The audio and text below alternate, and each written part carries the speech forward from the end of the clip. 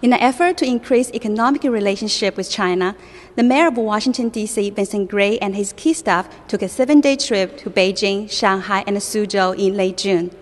Mr. Gray became the mayor in 2011, and it was the first international trade mission of his administration. It was the first time we've been abroad, and what better place to go to in terms of potential opportunities going both ways than to go to China. So, how do you think of the China-U.S., the bilateral relationship affect those economic relations between those cities in China and the U.S.? Well, I think we know politically we've got a ways to go, but I think we are working constructively now to try to address those issues. And I think economic development is a great way to get at the other issues. When people start working together, we'll learn from each other. We will do the good things, hopefully, that the other is doing. And what better place and what better way to do that than through economic development? What did you really want to get from this trip, and what have been achieved? Well, I think we wanted to expand our relationships. We wanted to strengthen our relationships with the leadership in China, with some of the businesses in China. And we wanted to determine what opportunities may be available for us being able to promote our businesses here in Washington to do business in China, and then the reverse. We also renewed our sister city relationship with Beijing. That was first entered into in 1984, which really emphasizes also economic opportunity.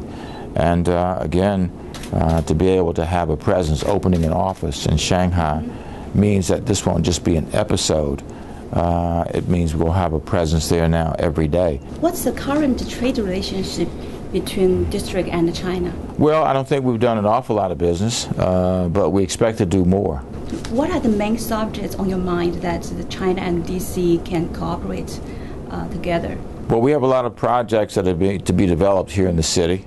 We'd be interested in investors for those projects, like the St. Elizabeth site on the east side of the campus, 180 acres there, that we're looking forward to developing over the next several years. Walter Reed, which is used to be an Army medical facility, has been will be turned over to the District of Columbia for our development. And then we have a number of other projects like the Southwest Waterfront, which is a $2 billion development project, all of which represent investment opportunities. Also technology. We are looking to expand our economy to include more of an emphasis on technology, and we'd love to be able to work with business partners in China who might be interested in developing technology opportunities here in the United States, but specifically in Washington. And we met with Huawei. It's obviously a huge telecommunications firm, which I understand is the second largest in the world, second only to Ericsson. And we talk with them about any interest they may have in expanding their operations. For Chinese investors, how did you tell them the unique strength of the district compared with other American cities and states? Well, one of the things that we are especially proud of is that we're not a state, but sometimes we're measured like states are. We are the fastest growing state in America right now. During the period measured, we grew at a rate of 2.7%. We've been able to keep some firms in here that in previous years probably would have left. We've been able to help firms that have started here to grow in the city.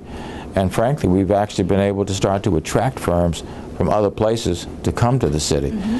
So I think, our pitch is that we are a rapidly growing, very dynamic city that people want to be in, and we're doing all the right things at this point. And I think what we're doing is consonant with what a number of potential Chinese investors would be interested in investing their money in. What do you think it's challenges or difficulties to attract foreign investors like Chinese investors to the district?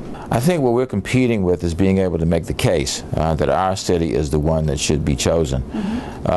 We were very excited to know that there's a firm that we met with that actually is going to send a team of people here to look at some of the sites for our projects, to learn more about those projects, and to open up the discussions even more about their involvement here in Washington. They had, I think it was $32 billion in revenues, US dollars in revenues last year.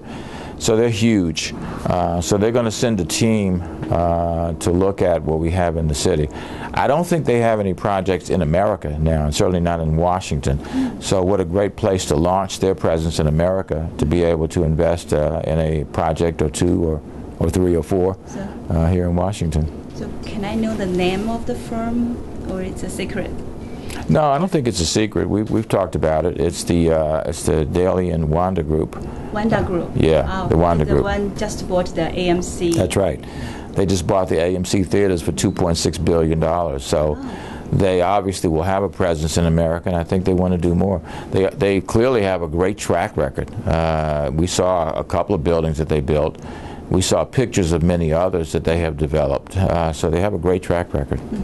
So you're very surprised about Chinese speed to build a city? I'm not only surprised, I am happy about it, because it's the level of speed that we need to adopt as a way of life here. And that is, not only do it now. Get it done. So you're going to introduce this Chinese speed to your staff here? Already have. Already have. Let's do it now. If we want to do it, let's not just talk about it, let's get it done now. You never know what tomorrow is going to bring, so if we do it today, we won't have to worry about tomorrow. Thank you so much for taking our interview. You're welcome. Thank you. Thank you.